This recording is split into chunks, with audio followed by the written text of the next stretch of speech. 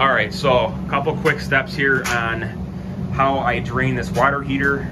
Just a quick story here and then I'll get right into it, not gonna take a lot of time. This water heater is about 3 to 4 years old and we bought this house 2 years ago. It's been flushed one time.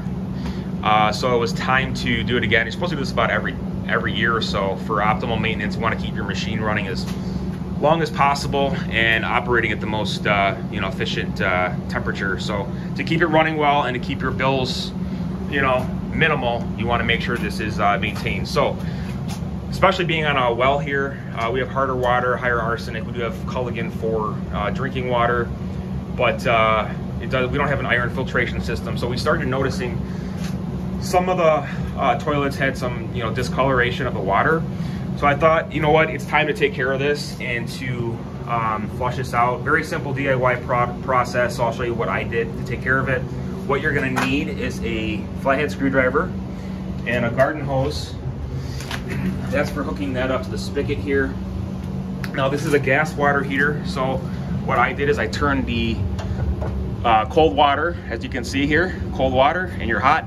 You turn this to the off position, and then you're gonna go and find another faucet in the house. I use the kitchen's faucet, I put it on hot, and then I just turn the faucet on hot water on high, just so that there's no air leaking or air getting in the way, so that it can completely flush the system out without any issues. Here's my gas. It's currently in the on position. If you want to turn it off, it's going to be perpendicular.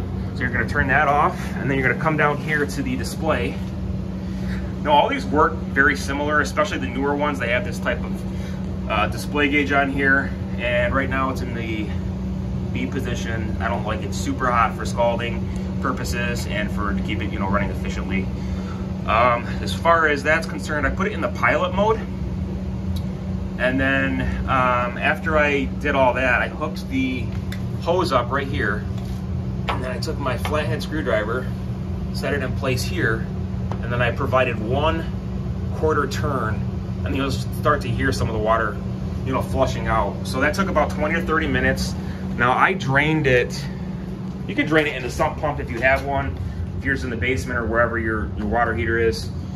And then I just actually I just lined it up and let it drain into the laundry tub over there. So those are the steps I took. It takes about 20 minutes. Another tip that I did, I didn't tell you guys yet.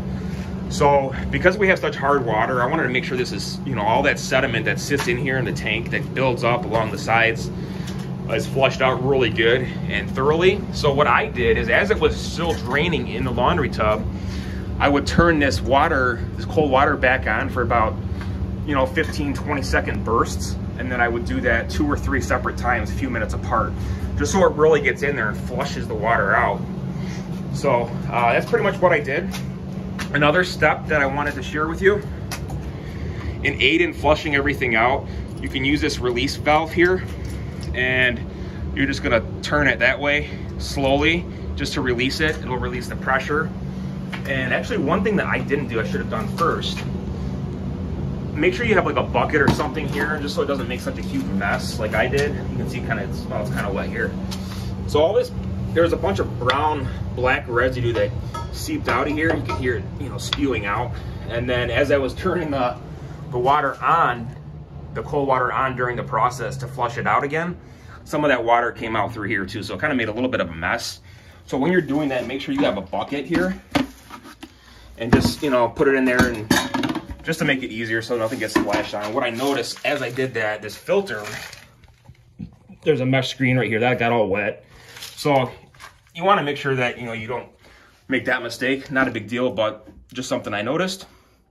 And then as far as relighting this, now you can look at the instructions on if you have your manual or right here on the tank.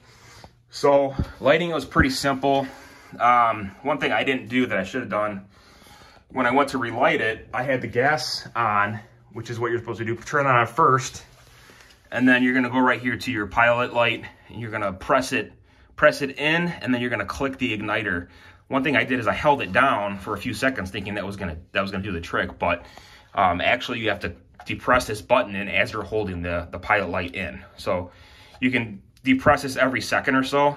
I think I had to click mine about 10 to 12 times before that status light to get on to start working again.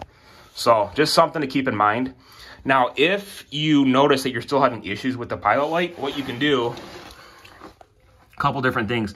You can check under here, right through the viewing window. There's a little metal screen that you'll see. You might need a flashlight, but you'll see a little metal screen there. And what you can do is take a little brush and clean up under here, because this is where the air comes up. And that can get kind of clogged, but this is fairly new, so it's not bad. I just took the air compressor and I blew up under here. You can take a shop vac or whatever you need to do.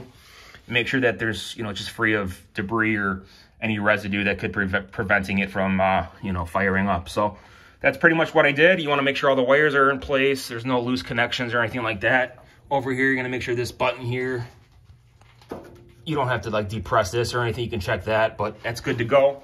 And that's pretty much it. So 15, 20 minutes, maybe a little bit longer because I flushed it a few extra times, but good to go. So nice maintenance tip here. Stay tuned for watching more videos. Thanks again.